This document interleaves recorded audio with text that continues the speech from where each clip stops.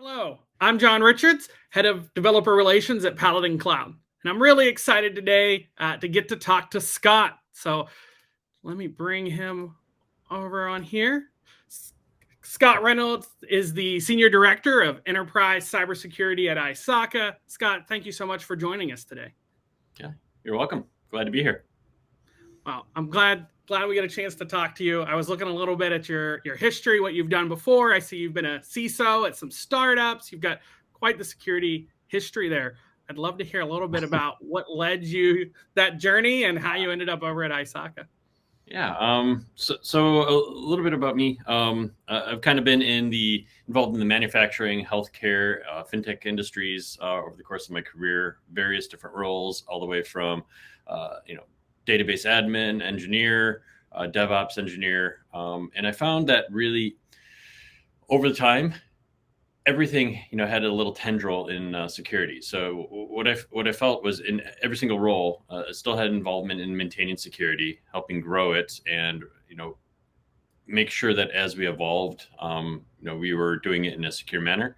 And really over the course of time, because of this kind of convergence of security and technology, which really are synonymous now, I found myself leading and building security teams is a fundamental part of managing IT operations, and eventually evolved into CISO, CIO roles, and haven't looked back since. Awesome, I love it. So can you give us just a quick overview of what kind of ISACA does for anybody who's watching who's not familiar with it? Sure. ISACA is a membership association. We develop both frameworks and certification tests for the risk and compliance and security individuals. We have certifications that focus on information security management, auditing, privacy, risk. So those who really want to kind of grow their skills and experience, we offer a lot of education, a lot of informational webinars, and some interesting frameworks such as COBIT to help everyone on their journey to make things more secure. That's awesome. Wow, thank you all for providing those services.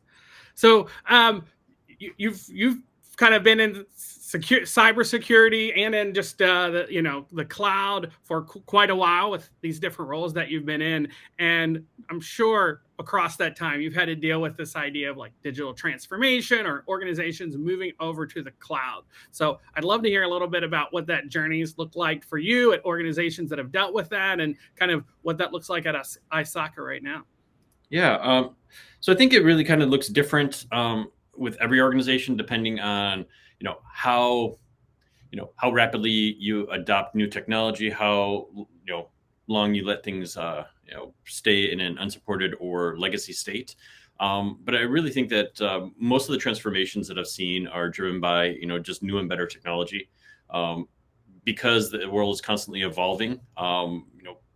Cars are same example of cars. Cars are no longer fully assembled by humans, right? So we've introduced automation, robotics, electrical testing for QA and validation.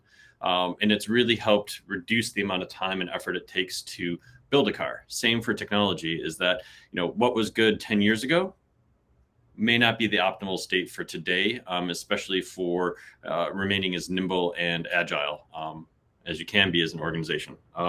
Also, some organizations do it for, cost optimization. Cloud technologies are a perfect case of that.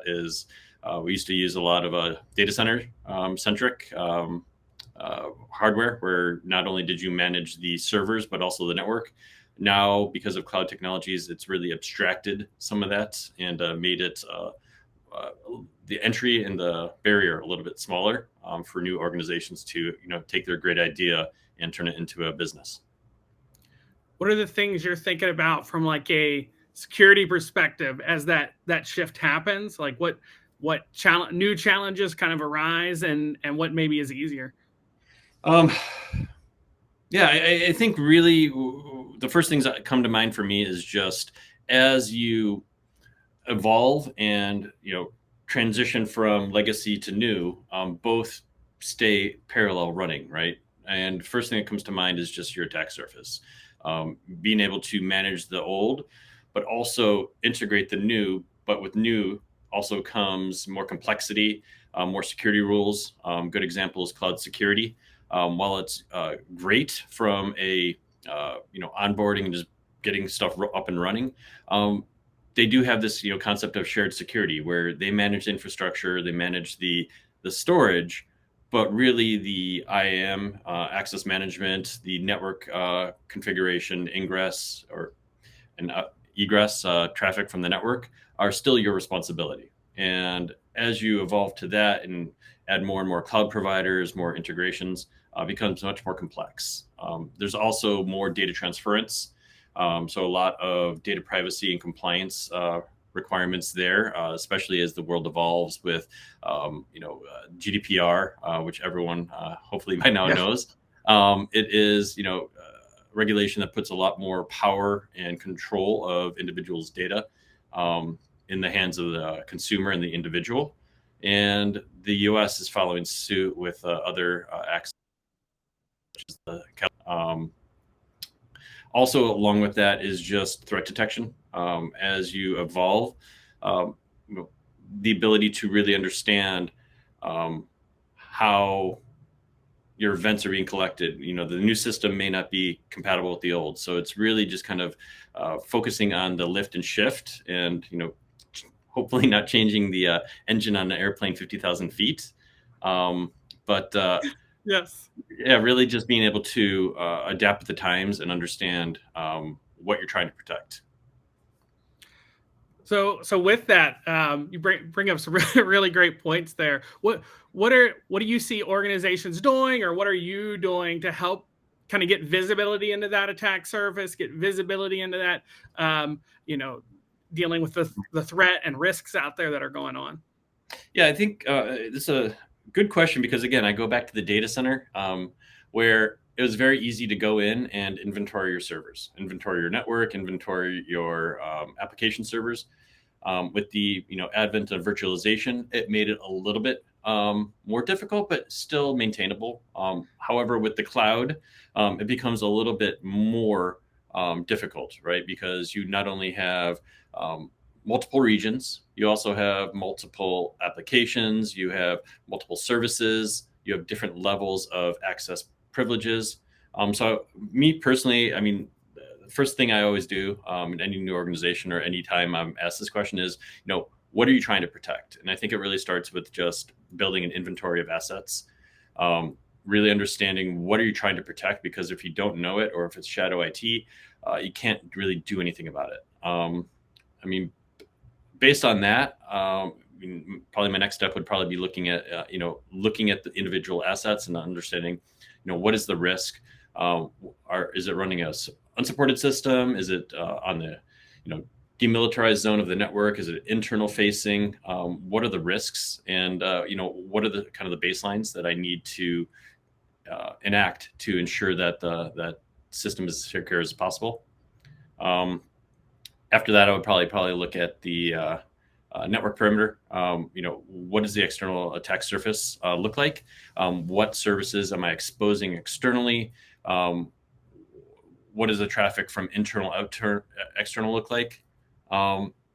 And a relatively new part of kind of digital transformation for me, and just kind of I think the industry in general, is really leveraging third parties for their expertise. So as part of kind of digital transformation in the cloud, it's really made it a lot easier to take this great idea and really disrupt the industry without having a full team to manage all the infrastructure. But as part of that, a lot of the applications now leverage a lot of third parties, integrations, and making sure that you have a full understanding of all those relationships is really fundamentally important on ensuring the security of your customers' data as well as your infrastructure.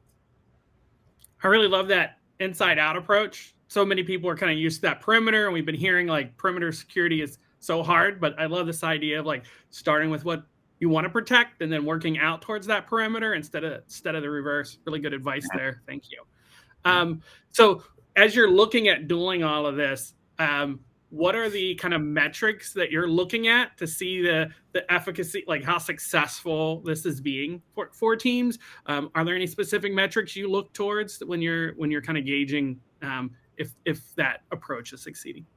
Yeah, I think it really kind of depends on what your focus is. I mean, a security program is not just one thing. It's a slew. Making sure that you have vulnerability management in place, making sure you have incident response plans, making sure you have business continuity, but focusing more on just technical security and that. I mean, you could look at the number of incidents being generated. You could look at the frequency of changes that are happening within your infrastructure. The more changes, the more likely that maybe something's going to be, accidentally introduced. Also looking at vulnerabilities, amount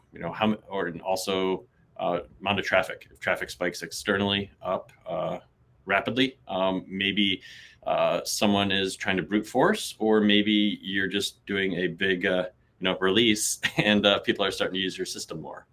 I also think really as part of that too, and this goes along with inventory management, an asset is just conducting security audits, because it's great to know what you're protecting, but unless you really audit and make sure that they are performing adequately, that the configuration specs are working as intended, it's all for naught, right? It's just, hey, I know I'm going to have an issue, and I'm just waiting instead of taking the proactive step. I think also just working towards business continuity and incident response exercises is kind of extremely important, because if ever there is an issue or misconfiguration, the ability to quickly take that system down and replace it with something that mimics it is extremely important, versus spending time trying to determine why. It's kind of like trying to find a needle in a haystack. It's easier just to replace that haystack with one that that doesn't have the needle. I think also with digital transformation, it comes really to security awareness and training as things change in the organization, and this also adapts to policies and procedures. Really being able to socialize that to the organization goes a long way, with making sure that the ship is moving smoothly. It's kind of like being in a sailboat. Everyone knows their job, and if one person doesn't tighten the jib, everything else kind of falls apart, and you miss the wind. So I think that's important. Vulnerability management is another huge one, and then on top of that is just threat intelligence, and making sure that as you're moving and shifting the network and moving and adding new systems, that you really understand how traffic is moving in this network, as well as what is an anomalous event versus a standard event within your system. Yeah, that makes a lot of sense. And I also like that you called out both the auditing and the training aspects, because sometimes it's easy to get caught up in just tools and technology, but there is such a kind of cultural component of this, of like, we often talk to groups and say, we've set a policy that, we're going to remove something, or that we won't allow this to happen. And then whenever they actually go and investigate, when they do an audit, they find out, oh, everybody had good intentions, but only happened about 50% of the time, or something along those lines. And then you mentioned like training and pieces as well. Like there's a lot of knowledge piece that needs to come in here. So beyond the tech, as we start to think about like creating a security culture at an organization, and the term DevSecOps gets brandied about at times, but there's been this challenge where it feels like there's DevOps, and then maybe that's at odd with the security team. What are some ways that organizations can really have better partnership between those teams, or just increase the idea that security isn't a single team's job, but is really everybody at the organization should be aware of this? Yeah, and I think it really depends on kind of the structure of your particular organization. I've been in organizations where you clearly have a specific delineation between security and operations. You also have organizations that have kind of the site reliability engineer kind of methodology. But really fundamentally, it just comes down to collaboration, in my mind, is that it doesn't really necessarily matter how the teams are structured, as long as everyone understands their role. Going back to the ship analogy. But really, more fundamentally than that, do you have kind of leadership commitment to make things as secure as possible? Because I've been in organizations where everyone wants to be secure, but no one's willing to spend the money or the resources of their time. And I think in order to really walk the walk and talk the talk, it needs to come from the organization's leadership, to understand that there is risk involved in disclosure of your customers' data. It's, for some organizations, that's a company ending scenario. A lot of companies have had that happen to them, and they are no longer existent. I really also think along that is kind of expectations, policies and guidelines, making sure that everyone really understands their role and what the rules of engagement are. Without policies, anyone can play the game the way they want. And the way I've kind of explained to my team and just the organization that I've worked with in the past is, the policies are essentially how to set up the game and kind of put those guardrails on what the expectations are. And the guidelines and procedures are really how you play. And it's making sure that everyone is on the same playing field and really understands what to do. And really also is, you don't want to make security a one-time thing. So continuous improvement is extremely important. You should strive to, recognize that you have a deficiency today, but tomorrow you'll fix it, right? Don't just say, hey, we're never going to get to it. Always strive to improve and make things better. That's, to me, kind of how to really promote that culture. And if you follow all those tenets in collaboration, naturally, everyone kind of develops that DevSecOps process mindset. And then it's easier to actually implement the, shift left, introduce technology earlier in the cycle. But everyone has to be on the same page and really supportive of each other in order for that to succeed. Oh, that seems really helpful. I love that idea of, because collaboration is so important for these teams, is to realize they're not at odds and that everybody's working towards that same goal. Thank you for that. Thank you so much for coming on here talking about this. I know ISACA is doing a lot of really exciting stuff over there. Can you share a little bit about what people can be looking forward to, what they should be kind of checking out here in the coming months? Yeah. As I mentioned before, ISACA, we are a international organization. We have different chapters in each major city. So I encourage anyone who wants to network, learn more, really find a group of individuals who are like-minded and really focused on security and just compliance and risk, and to look one up on our website, isaca.org.